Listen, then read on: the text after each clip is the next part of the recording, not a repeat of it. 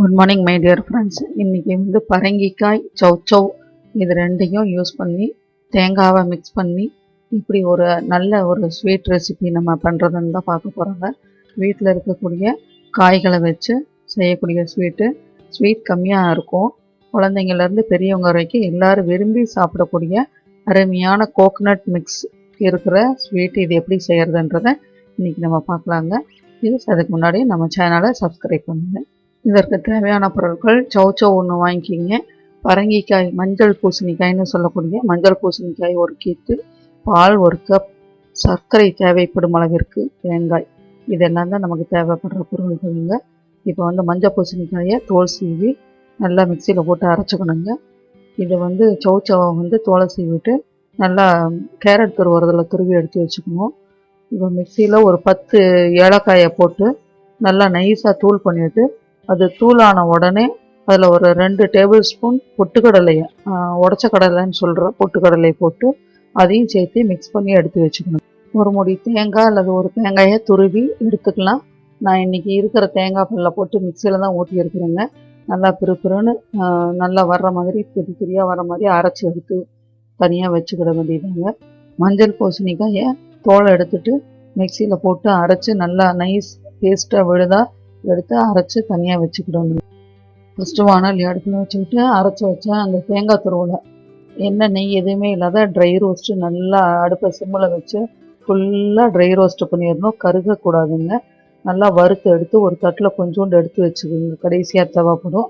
மீதி இருக்கிற தேங்காய் துருவலில் ஒரு 2 ஸ்பூன் மைதா நல்லா போட்டு வறுத்துக்குங்க.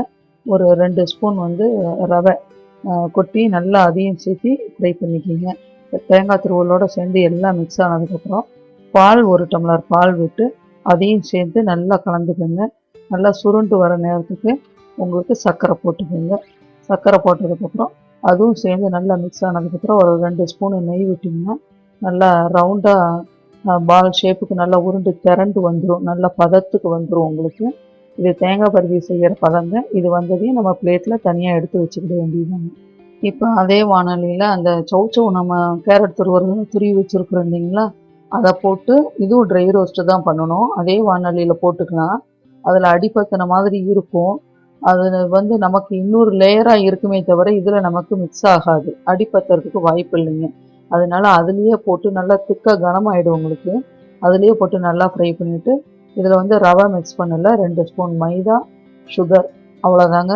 இது ரெண்டையும் போட்டு நல்லா, ஏன்னா இது லேட்டாகும் தண்ணி இருக்கிறதுனால, இது நல்லா சுருண்டு வர நேரத்துக்கு சுகர் போட்டு, மைதா வந்து பேஸ்ட்டுக்கோசரம் போடுறது, சுகர் வந்து இனிப்புக்கோசரம் போடுறது, நல்லா பிறண்டு வரும்போது நம்ம வந்து நுணுக்கி எடுத்து வச்சுருக்கிறீங்களா ஏலக்காய் பொட்டுக்கடலை மாவு, அதில் ஒரு கை மாவை போட்டு 2 ஸ்பூன் நெய் விட்டு நல்லா திரண்டு வர மாதிரி ஒரு சுருட்டி கொண்டு வர வரைக்கும் பரட்டிக்கிட்டு அதையும் ஒரு பிளேட்டில் எடுத்து வச்சுக்கிடணுங்க.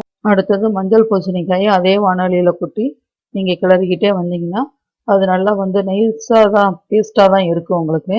ஆனால் வந்து சுருண்டு வர்றதுக்கு லேட் ஆகும்.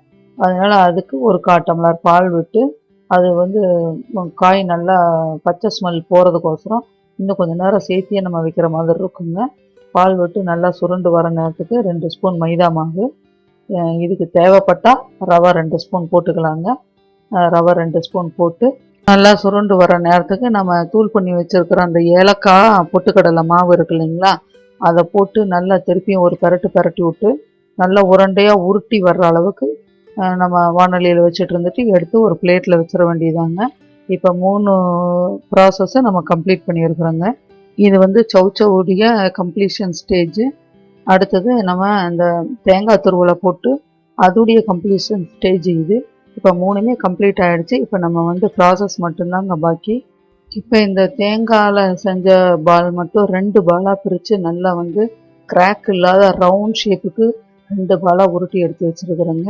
ஏன்னா இது கொஞ்சம் பெருசாக இருந்தது, அதனால் 1 by 1 லேயராக வைக்கும் போது சரியாக இருக்குமேன்னு. சௌ வந்து சின்னதாக தான் இருந்தது, அதனால் ஒரே ஒரு பாலாக மட்டும் நல்லா ரவுண்டாக உருட்டி எடுத்து வச்சாச்சுங்க.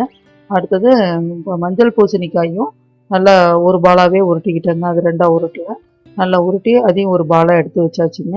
இப்போ வந்து உங்களுக்கு ரவுண்ட் ஷேப் வேணும்னாலும் இதில் ரவுண்ட் ஷேப் பண்ணிக்கலாம், இல்லை ஸ்கொயர் ஷேப் வேணும்னாலும் ஸ்கொயர் ஷேப் பண்ணிக்கலாம். இந்த பாலை ஒவ்வொரு பாலையும் தட்டி நான் இப்போ ரெக்டாங்கிள் ஷேப்புக்கு கொண்டு வந்திருக்கிறேங்க. 4 பாலையுமே 4 ரெக்டாங்கிள் ஷேப்புக்கு கொண்டு வந்தாச்சு. இப்போ ஒவ்வொரு ரெக்டாங்கிளையும் ஒன்று மேலே ஒன்று கீழே வந்து பூசணிக்காய் ரெக்டாங்குலர் வச்சுட்டேன். அதுக்கப்புறம் ஒரு ஒயிட் வச்சுருக்கேங்க. அதுக்கப்புறம் க்ரீன் சௌச்சௌ ஒன்று வச்சுருக்கேன். அதுக்கு மேலே திருப்பியும் ஒயிட் ஒரு ரெக்டாங்குலர் வச்சுட்டேன். அந்த எடுத்து வச்சுருக்கிற தேங்காய் துருவலில் கொஞ்சோண்டு எடுத்து வச்சுருக்குறேன் இல்லைங்களா, அதை மேலே லைட்டாக தூவி இதை அப்படியே ரோல் பண்ண வேண்டியதுதாங்க. இப்போ ரவுண்டாக ரோல் பண்ணிக்கலாம், இல்லை இப்படியே வேணும்னாலும் நம்ம வச்சுக்கிடலாம். நான் இப்போ வந்து ரவுண்டாக ரோல் பண்ணி அது மேலே வந்து ஒட்டாத இருக்கிறதுக்கு திருப்பியும் அந்த தேங்காய் துருவலை போட்டு நல்லா எங்கேயுமே கிராக் இல்லாத ரவுண்டாக வர அளவுக்கு ரோல் பண்ணி ஃப்ரிட்ஜில் ஒரு 1 ஹவர் வச்சுட்டேங்க. இப்போ 1 ஹவர் கழித்து எடுத்து அந்த ரோல் எடுத்து பார்த்தா அவ்வளோ பிரமாதமாக நல்லா செட் ஆகி சூப்பராக இருந்தது. சுற்றிலும் அந்த தேங்காய் துருவல் நல்லா ஒட்டி இருந்ததுங்க. இப்போ அதை அப்படியே 2ஆக கட் பண்ணால் உங்களுக்கு வீடியோவில் பார்க்குற மாதிரி தெரியும். லேயர் பை லேயராக நல்லா பிரமாதமாக இருக்குது. இதை நீங்கள் ஒவ்வொரு ரவுண்ட் ஷேப்புக்கும் கட் பண்ணிக்கலாம் வேணும்னா. இப்போ நான் 2ஆக தான் கட் பண்ணியிருக்கேன் உங்களுக்கு தெரியணுன்றதுக்காக. இப்போ லேயர் நல்லா தெரியும் பாருங்கள்.